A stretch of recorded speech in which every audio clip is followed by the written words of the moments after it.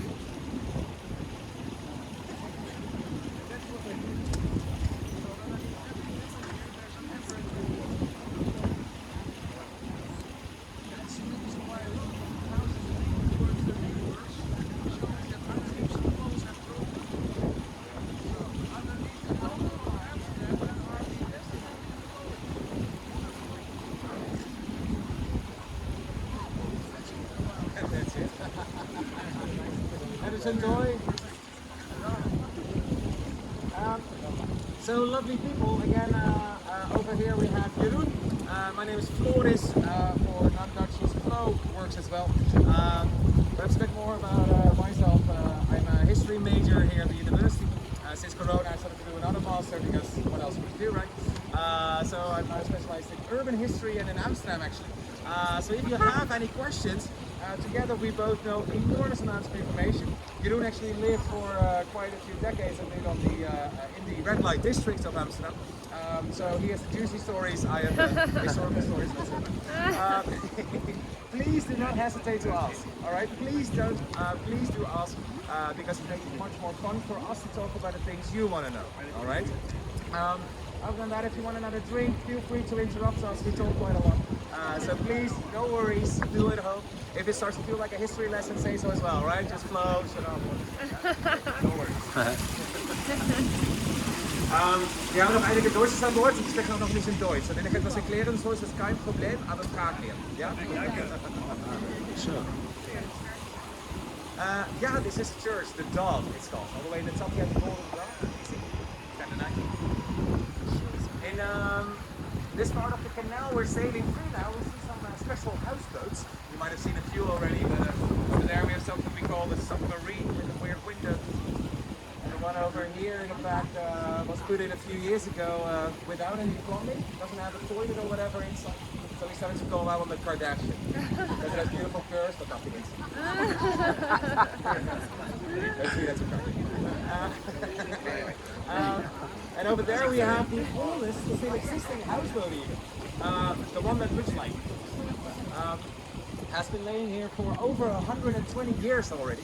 That one over here, the one that looks like it. I'm sorry, I'm in the way for you. Yeah. It's used to serve as a fresh water carrier for the Amstel beer brewery. It used to be around here. And now it has been laying here as a houseboat for more than 100 years. The owner stated that he liked it this way because not everything in Amsterdam should be as polished and clean, right? We have to have some weird things as well. That kind of clean. Perhaps a bit more about the houseboats themselves. The houseboats have been around for hundreds of years here in Amsterdam already, but weren't that regulated until the 1970s. That's when there was a big housing shortage here in Amsterdam, and so too many people wanted to live on a houseboat because it was a cheaper way and the only place where you could live here. So yeah, that's when the city started to regulate it a bit more. So the number of spots was increased. You now have to buy the right for that spot. There's about 2,100 in total in all of Amsterdam. But perhaps more important for us, they required everyone to have a sewer connection. Before that you just flush your toilet into the canal, so luckily not anymore. And if you look behind the houseboats bridge, you can sometimes see all the connections to the pipes. So they just have running water, they have electricity, they have a functioning toilet. So it's actually just a normal house, but then floating on the water. That's how you should see it. Sure. quite more expensive than back in the 70s. That's a good one. The prices, they differ a lot for location. So the more in the city center, the more expensive the slot itself will be. You have to buy the rights to that slot, and that could cost you up to 300,000 euros. And you have to buy a boat, you have to pay for the connection, you pay a monthly fee to the water company for the water you're actually using. And on top of that, you're insured because you see some idiots with boats. And they can sail into your living room at any moment. So there's just one or two insurance companies that even want to do that. So what you think? So there's one little box that went for 1.6 million.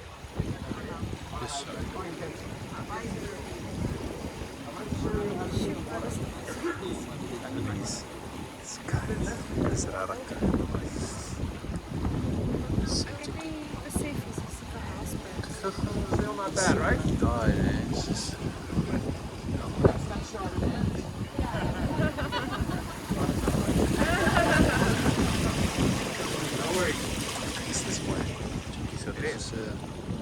We've sailed up to the river Amstel, where I usually go swimming that way. That's why I don't mind fishing the water here.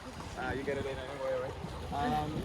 This river is the one that gave Amsterdam its name. Perhaps a bit needless to say for the most, but you build a dam at Dam Square in the river Amstel. Amstel Dam Amsterdam. That's where the name comes from. And actually, every time you see a Dutch city name with the word dam in it, it's always the same reason. So Rotterdam is a dam in the river Rot. All right. Perhaps even more importantly, the bridge in front of us has been at least marketed into the icon of Amsterdam. So this is like our Eiffel Tower, but then a bridge right out the outside. But it's also called the Lovers Bridge. And the story goes, can't give you any promises, that if you kiss each other underneath the bridge, you will stay together forever. So if you want to take your chance, speed it up a little, okay?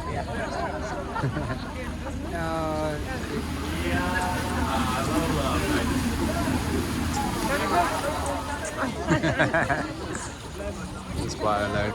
Oh, leuk. So leuk. Now, obviously, this one is called the Maagdenbrug, by the way, which translates to skinny bridge. Obviously, a Lovers Bridge, you have one in every town, right? And it's a bit of a marketing thing. In this case, it does have some historical basis, actually. Because in the beginning, in the 17th century, it was way narrower than it is today. And so when you came across each other in the middle, you had to give each other a hug to the other side without falling into the water. So far, nice story, right? So, the only problem with that, it became a very popular spot for bachelors, single men, to wait until a beautiful lady comes along and you cross at the same time, conveniently. Throughout the centuries, it became known as the Date Bridge, more or less, to try to find a new spot.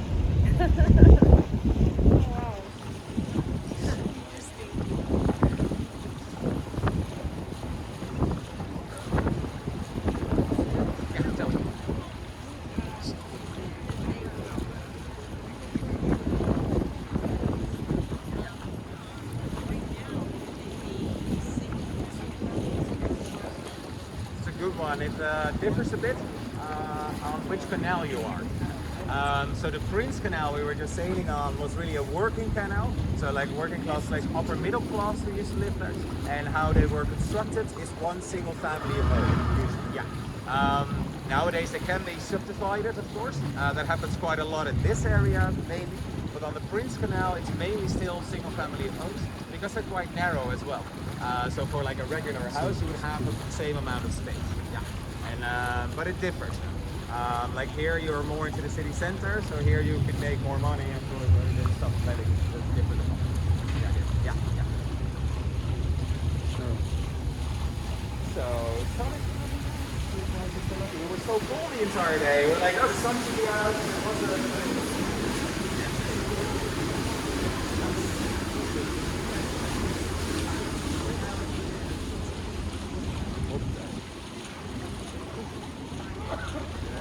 Gezondheid. So, as we're fading more and more into the real city center that way, we come across a well, gorgeous building, depending on who you ask. If you ask Amsterdammers, they will say. This is the City Hall together with the National Opera and Ballet Theatre of Amsterdam.